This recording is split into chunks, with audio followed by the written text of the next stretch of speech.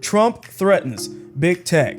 AOC is now selling a bunch of merchandise, and poll workers are actually seen carrying ballots in suitcases.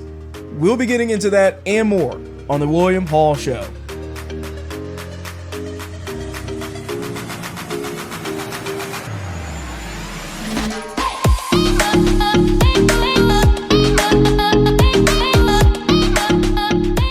Alright, so Trump basically wound up threatening on Twitter, the big tech, Twitter, Facebook, and all of this is kind of revolving around Section 230, which is one of the big, highly contested issues with tech censorship that basically deals with talking about tech companies essentially being a publisher and how they actually are able to dictate what's on their platform and be protected at the same time.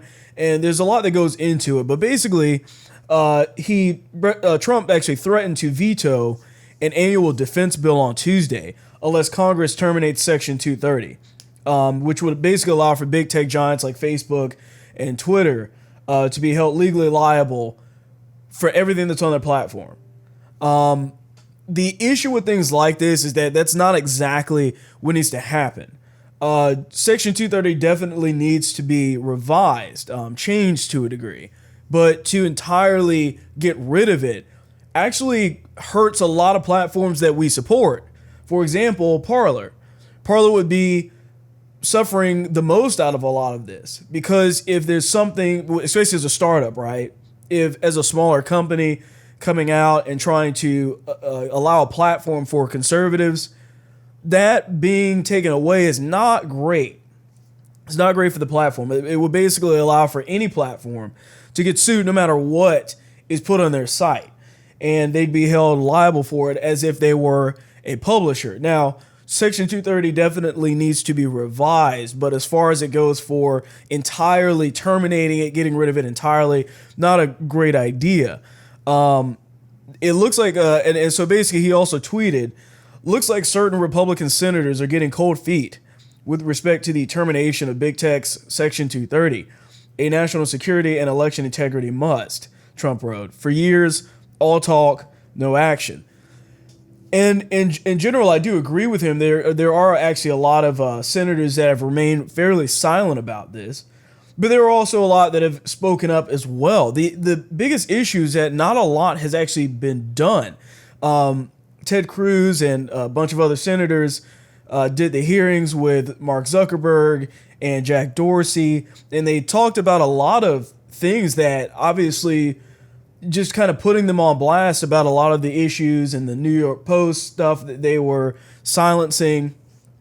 There's a lot that obviously can be done to correct the certain situation with the tech industry.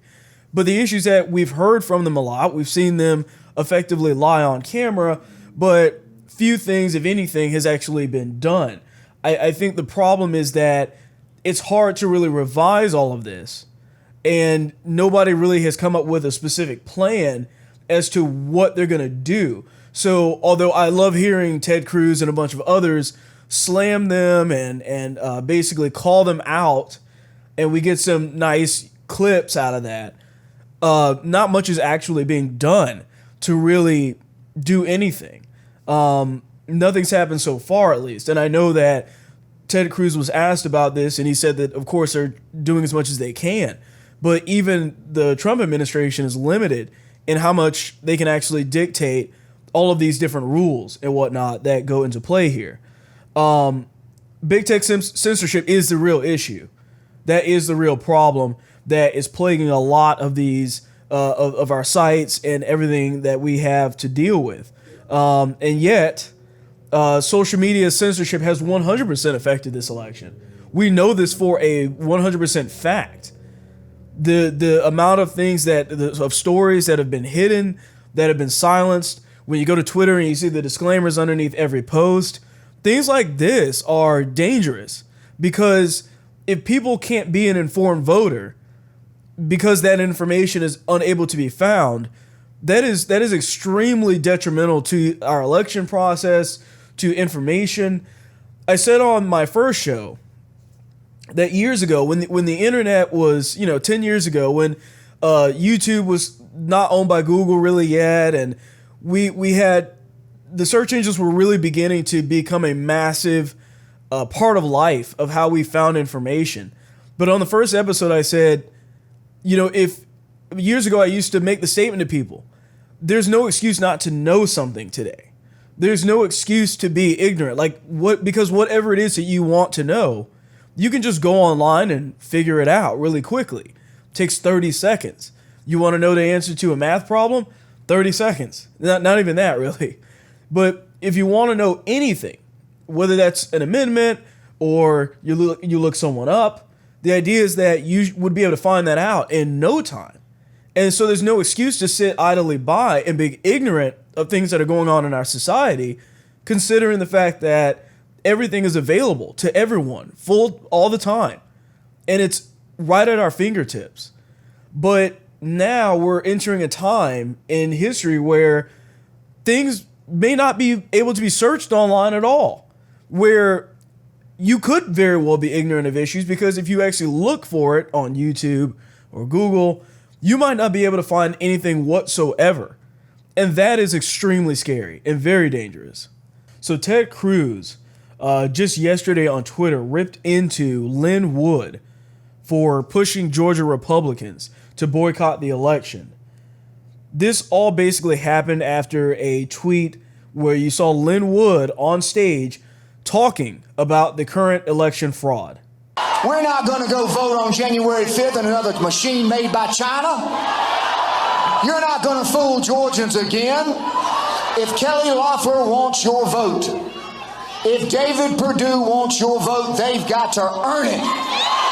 They've got to demand publicly, repeatedly, consistently, Brian Kemp call a special session of the Georgia legislature, and if they do not do it, if Kelly Loeffler and David Perdue do not do it, they have not earned your vote. Don't you give it to them. Why would you go back and vote in another rigged election? For God's sakes, fix it. You gotta fix it before we'll do it again. They've already got 800,000 absentee ballots. They're printing them out over there in China, sending them over here, stamping them with a computer, signing the names. They stole this election from Doug Collins. Doug needs to stand up and fight too. There needs to be the electors chosen from the state of Georgia at a special session of the legislature to vote for Donald J. Trump. That's who Georgia wants to be president. That's who we the people voted for. And then give us a election on January the 5th. An entire down ballot vote that's fair, that's honest, where nobody can cheat us again. So the message needs to be sent. If they care about we the people, they'll support we the people. Remember, they don't have the power. They just have the name senator in front of their names because you gave it to them. Excuse me, Brian Kemp gave it to Kelly Loeffler, not the people. I voted Democrat, I voted Republican. I try to vote sometimes for the lesser of the two evils. That's what happened when I voted for Brian Kemp over Stacey Abrams. He'll never get my vote again. He's not going to get your vote again either, is he? Brian Kemp needs to go back down and get his shotgun and go shoot quail and dove and let the people run this state of Georgia. Get out of the damn Oval. Get out of the mansion. You don't deserve to be there, Brian Kemp. Get out of the basement. And take Brad Raffensperger with you.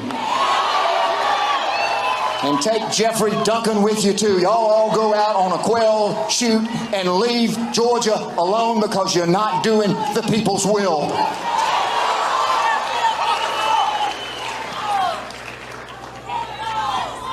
Maybe it's time to look beyond the Democrats and the Republicans. Maybe it's time for there to be a party of the people. Maybe there's time for it to be a party of American patriots, because I see American patriots everywhere. And American patriots love America. We're not going to be taken over by the Chinese. If you take the China money, go to China. Don't stuff your pockets with Chinese money when we buy Dominion, or you buy the COVID equipment from the people that sent the virus over here. You don't buy bullets from the enemy. Tell that to Brian Kemp, because that's what he did. And so after all of this happened, Ted Cruz went to Twitter and he says, quote, "I don't know who this clown is, but anyone saying America would be better off with Chuck Schumer as majority leader, producing huge tax increases, the Green New Deal, massive amnesty, and a packed Supreme Court destroying the Bill of Rights is trying to lead or mislead the people of Georgia." This got Ted Cruz in a bit of trouble as well. We also saw Dan Crenshaw come out and make a comment kind of similar to this also. I'm kind of sitting in the middle, okay? And this is a bit of a tough one to really break down. Mainly because Lin Wood has been so far fighting for the integrity of this election. Now, a lot of the claims that have come out have been the fact that he's donated to Democrats in the past, and that as a result, that doesn't give him much of a reason to come out against election fraud now. And a lot of the speculation against Lin Wood was the fact that he's or that he must be operating against Republicans and urging them to not vote as a way to basically allow Democrats to win much easier in Georgia specifically and other places. Now, I don't know if that's the case or not. I don't think it is. I do, Lin Wood has a good track record. He's been working directly with Sidney Powell. But you have to look at both him and Sidney Powell in both lights here. Sidney Powell, everybody kind of assumes that she says all of these votes that were on the machines, every single one of them was flipped for Biden. And if we figure out what happened with the Dominion voting machines, that everything's going to switch to Trump, if corrected. But she never actually said that. And she actually repeatedly says, I don't know who these machines were specifically benefiting or disadvantaging. Oftentimes of course, we do have evidence that there were many, many votes that were flipped from Biden to Trump through the Dominion software. But she has often said that Republicans maybe some were guilty in this as well. That it isn't just a Democrat thing. Maybe it's some of these establishment Republicans have also been using these machines in their favor for cash payouts or whatever it may be. So I think that we had to keep in mind that these lawyers are just trying to have a fair election. Not all of this is against Democrats or against Republicans type of thing, as much as it is that everybody, regardless of what side you're on, should want the fair elections that we know haven't been frauded, that the election results are actually correct. And to me, based off of the video, what he's really kind of saying is that, before people are going to vote for Brian Kemp, and the rest of them, they need to make sure that these people are fighting for the legitimacy of their vote, to ensure that there's not any fraud going on. And that's kind of what he's calling for, is that we need to hold them publicly accountable for the things that they are saying that they're going to do. And to be honest with you, I think that this goes a lot further than just the voting fraud and election issues that have been going on recently. I think a lot of what's happening right now is that establishment Republicans, rhinos, whatever you want to consider them as, these people have just assumed that people were going to vote for them regardless of what happened. They assumed that people were going to vote for them no matter what was going on in the state. That just because they put an R next to their name, that they were guaranteed a certain percentage of the vote. The fact is that many politicians don't do much of anything to actually ensure, whether that's election integrity, but it goes as far as maybe ensuring the policies that they say they're going to implement. Many of them don't do any of those things, and yet a lot of people still come out and vote for them because there's an R, or vice versa, a D, or whatever it is. These people just, oftentimes, these establishment Republicans or whoever they are, just don't care. They kind of just take your vote for granted. I don't think it's just an election fraud type of issue that we should be paying attention to here. I think it's regardless of who it is, whether that's for president, senator, as a representative. If these people aren't doing their job, then they need to be held accountable for it. But I think that there's so much political kind of charades and, wearing a mask kind of going on that they just don't care. They just assume they're going to have the vote in the bag and it's time to move on and forget about everything else. People, regardless though, in my opinion, need to vote in Georgia. It's a crucial thing that Republicans continue to still vote. Two things can be true at once, or two things can be done at one time. Number one, you can still vote. And number two, you can still hold Brian Kemp and David Perdue or any of the other ones accountable. We can still publicly call them out to take action for the sake of our vote and still vote regardless. I don't think that what he was really saying, Lin Wood was saying here, is that you should just ignore this whole process and just don't vote, don't show up. The idea is they need to earn your vote, but still vote, right? When push comes to shove, they still need to vote. And I think when David Perdue and Brian Kemp see videos of Lin Wood with this crowd there cheering him on, I think what that does is, kind of spark something up underneath them and will make them take action for it. Because they realize that if they don't do this simple act of, fighting for election integrity, that they could lose everything. And the problem is that there's a very good chance if they don't come out and say something about this, that they will never get elected ever again for anything else. So it is crucial that that does happen. So moving on, AOC is now selling expensive sweatshirts and more, by the way. There's a lot more that's also involved in that. So, of course, you gotta love AOC.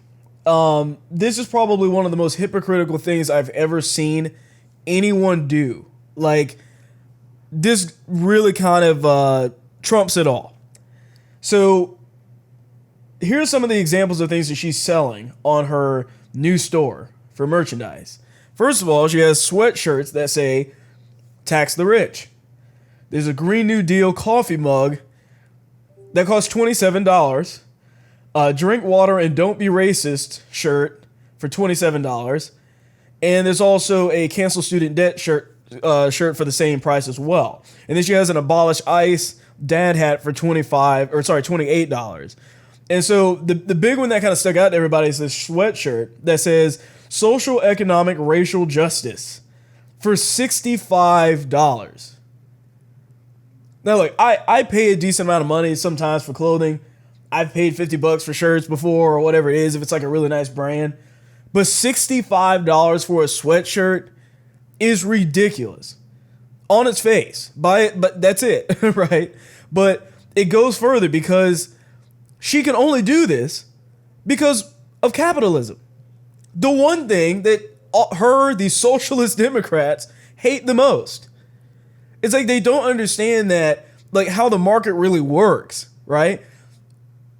They're known for basically, implementing things that benefit them, but then ignoring the process of how it gets there, how it's made, how it's successful, right? A few people that tweeted out about this, but basically the kind of overall gist of it was that only rich people are going to be able to afford these things. And not like in the sense of like, you make $500,000 a year rich. What we're talking about is that people that have a decent amount of money, just normal kind of people that are not considered as poor, are the only ones that are going to be able to afford this. Yet you have shirts that say social, economic, racial justice.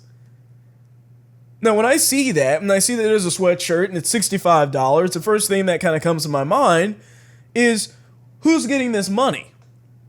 Because based off of this shirt, you would think that all of that money would go to the black community, maybe the Hispanic community, impoverished communities, something of that sort, right? I mean, that's what the shirt's saying: social, economic, racial justice, which is kind of the stupidest statement on a shirt I can imagine, because first of all, you basically put social in there as a way, once again, covering up the idea that it's basically a socialist idea that you are pushing here.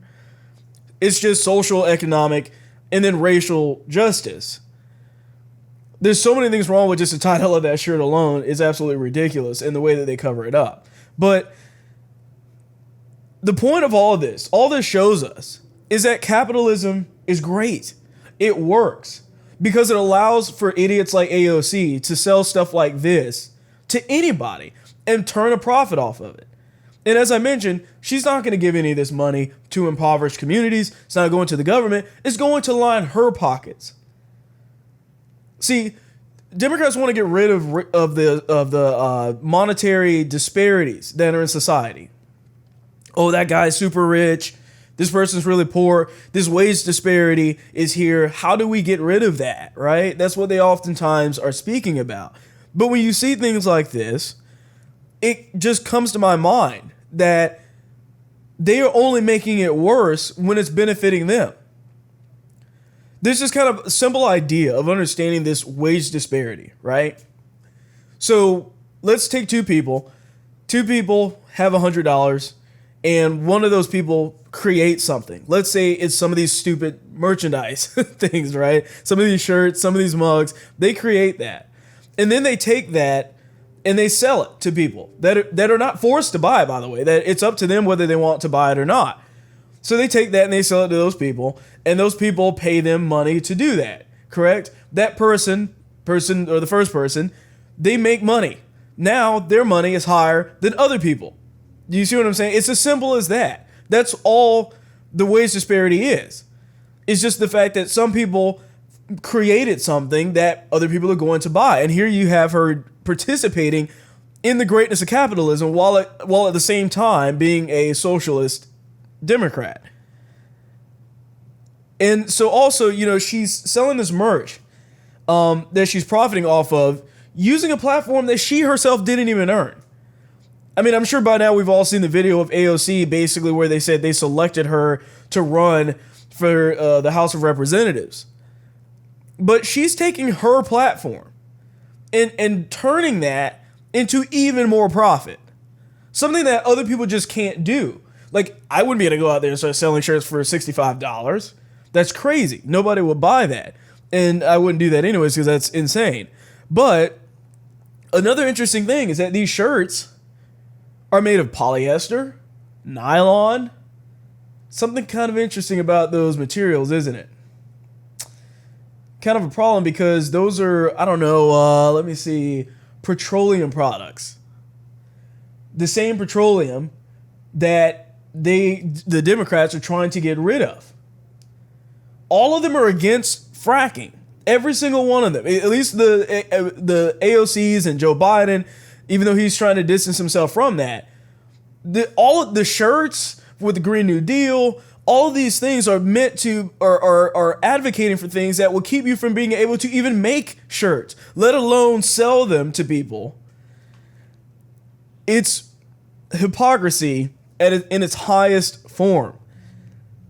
The left and her want to end fracking, to stop or to stifle the production of products like these shirts that she's putting out there.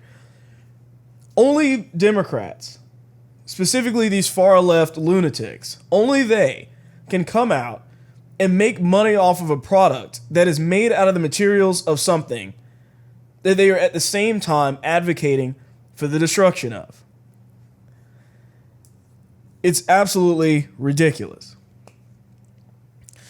So I wanted to take this time here to just remind you that I do have a Patreon. There you can donate to the show for as little as $1. It's as easy as that. You can give more if you want. There's benefits to joining. I will be posting at least a video a week that only will go on Patreon. It'll be a private video, so no one else will be able to see it except for the people that are on Patreon as well. This helps to support the show, and it helps to allow for me to be able to fight against the mainstream media in a new way, We've seen the media steal this election, and it's time that we invest in creators that are going to focus on real news and actually separate away from the fake news that takes place on these other networks.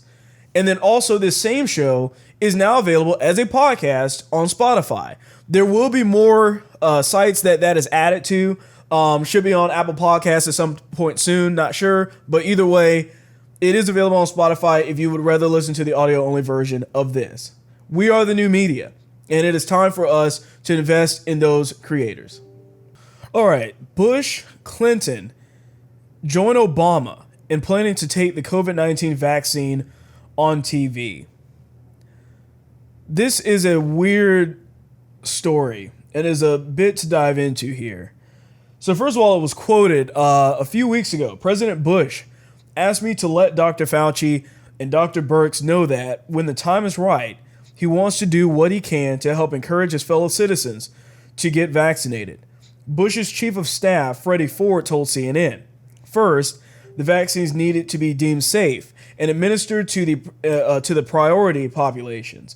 Then President Bush will get in line for his and will gladly do so on camera. It's a bit weird to the way that they're talking about this on-camera thing, and I'll dive into that in a little bit. But there's another quote here saying, President Clinton will definitely take a vaccine as soon as it is available to him based on the priorities determined by public health officials. And he will do it in a public setting if it will help urge all Americans to do the same.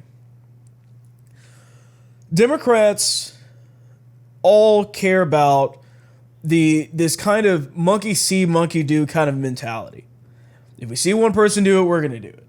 If we tell them to do this, we need to display it. We need to come out on stage and promote this.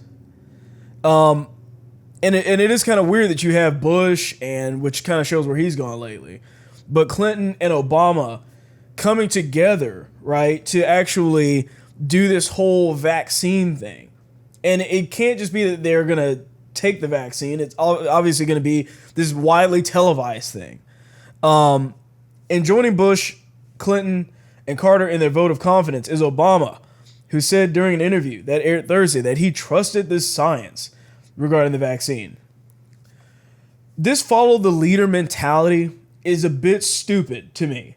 And the main reason why is because Kamala Harris, along with many other Democrats, said on TV that if this vaccine was produced under the Trump administration, they weren't going to take it.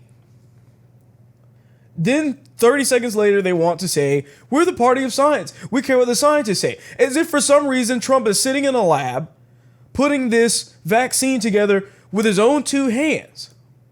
It doesn't make any sense. Like, who do they think is actually handling this vaccine?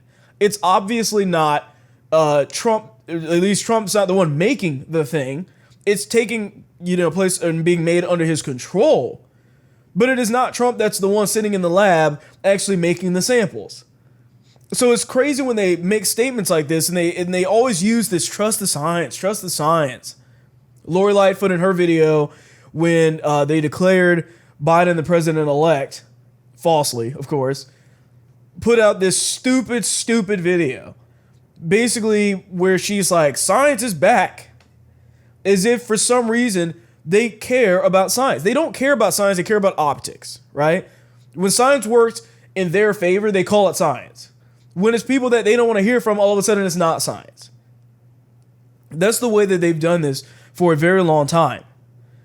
They never would trust this vaccine if Trump was the one that was taking credit for his work, for the warp speed, and all of those things that took place to make sure that this was the fastest vaccine ever produced in U.S. history. They don't want him taking credit for it, so they're not going to take it on. None of them are going to take it on TV if this thing comes out like today. They're not going to do that. What I can guarantee you, they're going to wait till after January, after Biden, if that winds up happening, after the election is over and everything. They're going to take that moment and then wait.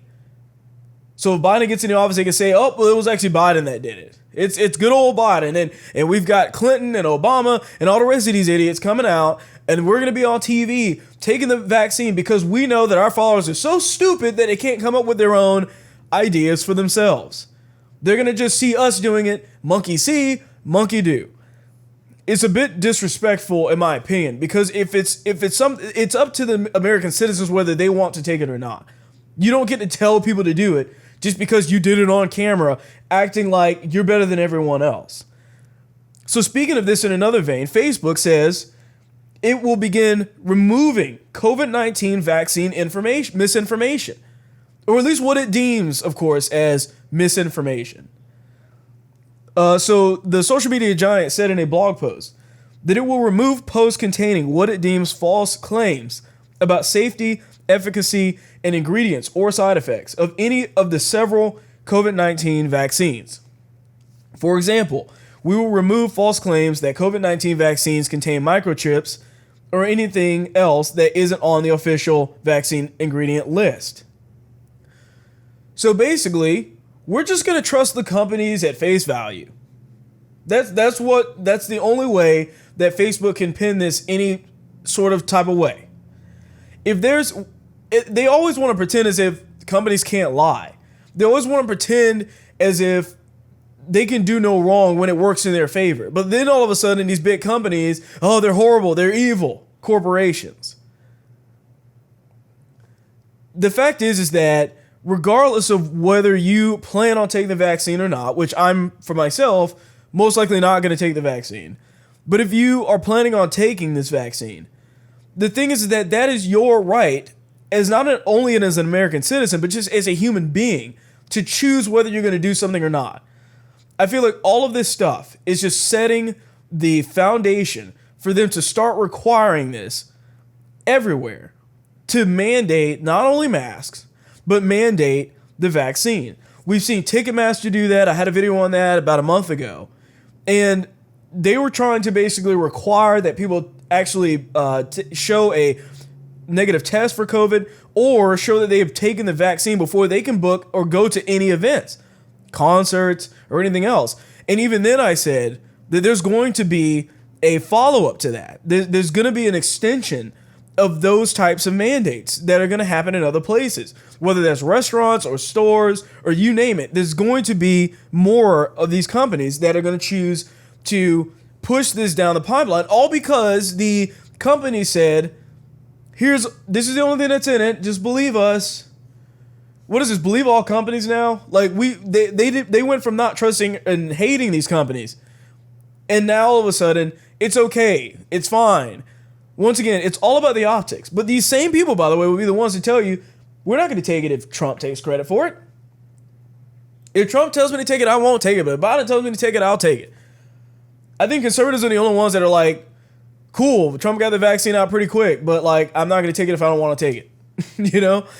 We're the only ones that can actually separate ourselves from the politics of this, as hard as it may be. And the fact is that Facebook has already been taking down what it considers as misinformation about COVID-19. In as early as October, they banned ads that discourage the use of vaccines generally. So we've already seen them crack down on this. Once again, this controlling of the information, controlling of what you need to know and not need to know is insane. The reason why this is important is let's think back to cigarette companies. Before the government cracked down and told them that they had to put on a label that warned against the dangers of smoking cigarettes, those companies didn't care at all about your safety. They cared about the reputation of the company and they cared about money. And I understand that these vaccines are getting made for, being passed for free, but they're getting paid from the government. Like they're doing something to get some type of revenue or kickback on these, right? There's no way they'd have the money in the world to produce a vaccine for every person in the United States for free, even though it's free to us. But the point is that companies don't have to tell you the truth. They've done it before. They've lied to us before. And only until after all of these years that things came out, then all of a sudden they're saying, oh, well, these are actually some problems with it. And we're going to say that now as if that is okay. And of course, it isn't and never is. So over a third of voters say they disapprove of how Biden is handling his role post-election. I find this story kind of interesting because Biden hasn't done anything post-election. So it doesn't really matter what the voters think. I mean, at the end of the day, if you voted for this guy, then I would assume that you know that he was elected to do nothing. He was a kind of a stand-in, really. Biden doesn't stand for anything. He doesn't believe in anything. He flips and flops in no time on almost every issue. I mean, he got injured playing with a dog. And yet we're to believe for some reason that, people are disapproving of him. Look, 100% of people should have been disapproving of what he's been doing. But honestly, if you voted for him, like I said, you should have known that that was what it was going to be. And that's going to extend into his presidency. It's post-election. I mean, first of all, there's too many things going on right now to even classify this as a legitimate election in the first place. But also, Biden has been nowhere to be found. It's not like he's been out there making all these statements with Kamala Harris. I mean, you've probably noticed, just like I've noticed, that there's been like radio silence. Where has Biden been? Where has Kamala Harris been? Pretty much nothing. Almost as if they're just hiding entirely from this entire election fraud ordeal. Biden didn't even run a campaign. He's not going to run anything post-election, and he's not going to run a presidency. That's just a fact. So the biggest story that came out yesterday was that Georgia poll workers were caught carrying suitcases filled with ballots. At about 8 o'clock in the morning, we're going to roll this back and show it to you. There you go. So now they're going to start pulling these ballots out from under this table. This table, the black one, was placed there by the lady with the blonde braids at about 8:22 a.m. in the morning. So she put that table there. So the same person who's staying behind now, the same person who cleared the place out under the pretense that we're going to stop counting, is the person who put the table there at 8:22 in the morning. Yeah, I saw 4 suitcases come out from underneath the table.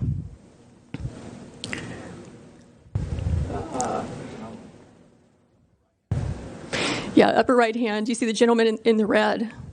So he just pulled one out.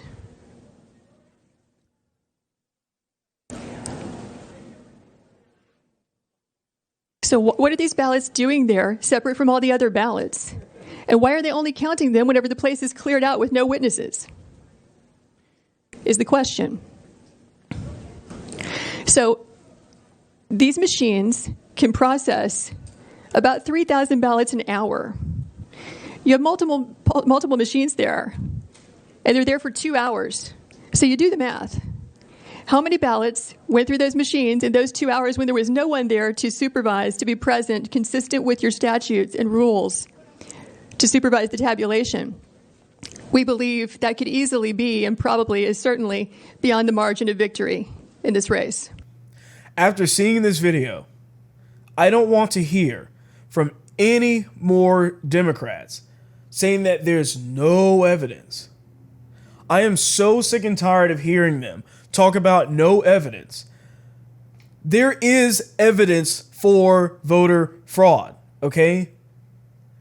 At least something that warrants some type of investigation. That is a fact.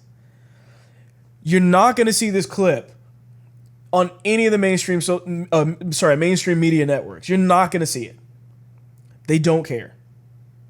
They really don't care. I find it interesting how the mainstream media can simultaneously sit by and, just not cover anything. But when Trump was in, when the kind of before the election and everything, non-stop Trump coverage, obviously all negative. They're active when they want to be, and they are passive and gone when they want to be as well. They don't care about any kind of objectivity. Because this is the thing. I want to see the poll. How many Americans are even aware of the fight that's going on right now in the United States over this election? How many Americans actually know that there was some evidence or a lot of evidence of fraud going on. How many Americans actually believe that Biden won the presidency? How many Americans actually believe that Trump still has a very good chance to win this? That will show you everything you need to know. And I can probably predict what it would be, and you probably could too. But this is obvious, and it's sitting right in front of our face. And yet the mainstream media is going to pretend as if none of this exists. Joe Biden won, get over it. That's what they're going to say. They're always going to say that it's not enough. That's what people need to understand about Democrats. It doesn't matter what the issue is. Enough is never enough. They never will, like if they want to ignore something, they're just going to ignore it. No matter what the circumstance is. It's clear from the video that the ballot boxes were placed there, showing that they knew the polls in the media were fake.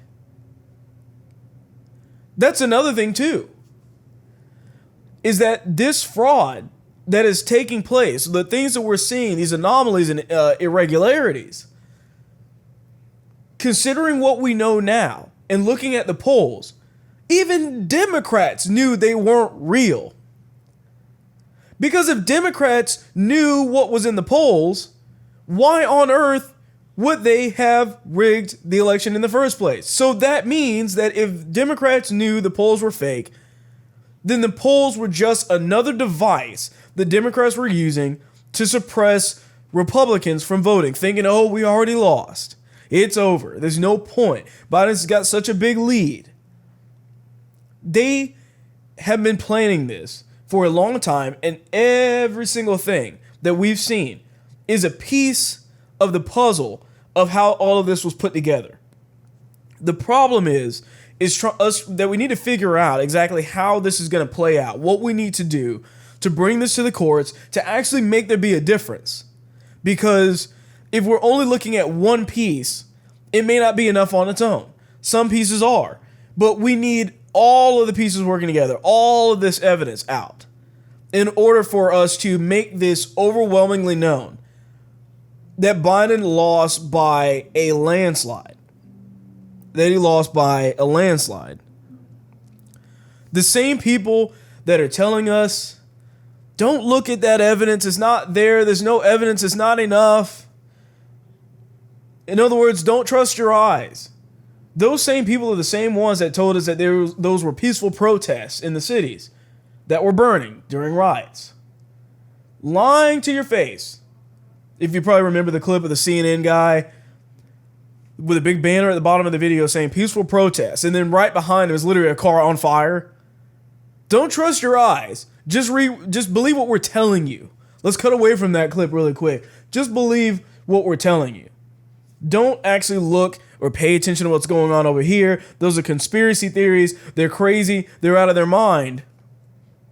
Just believe what we're telling you. If people are still falling for this, they're stupid. They're lost. They're gone.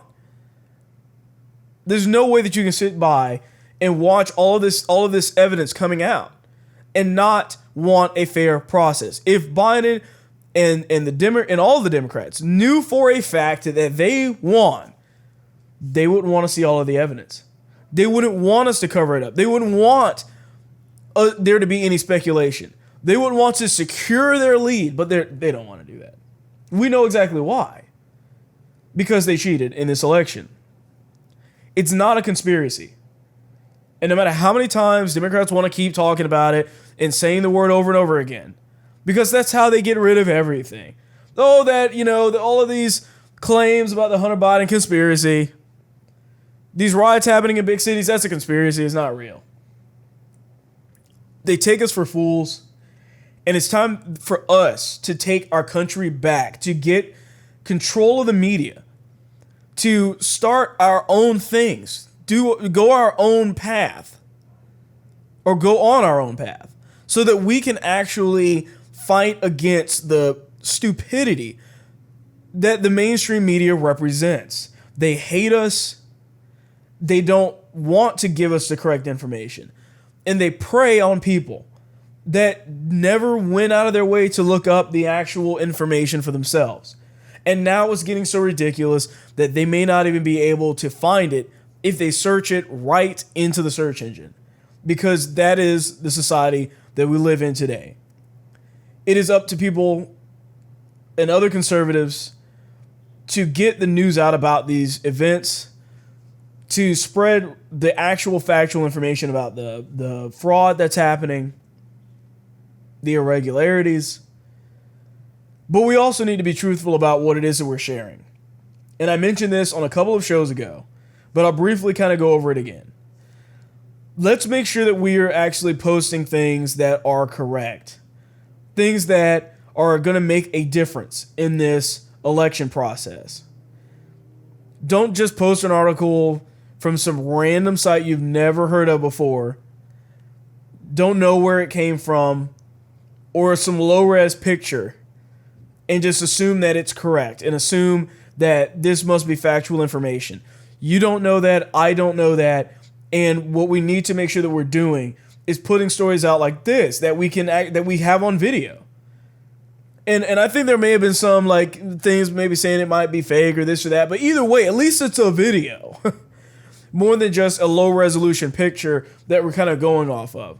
So regardless of what happens, I'm going to continue covering this, and we will continue to try and stay updated on all of these things.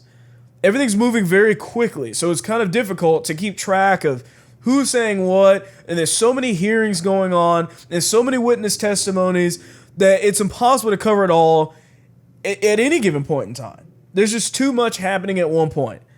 But I will be updating that on Parler as well. So that's all I have for you today. I appreciate each and every single one of you for watching the show. If you're listening to the podcast now, I appreciate you for listening to that as well. And I hope that you have a good weekend, and I will see you on Monday. You just watched an episode from The William Hall Show. Please remember to like, share, and subscribe.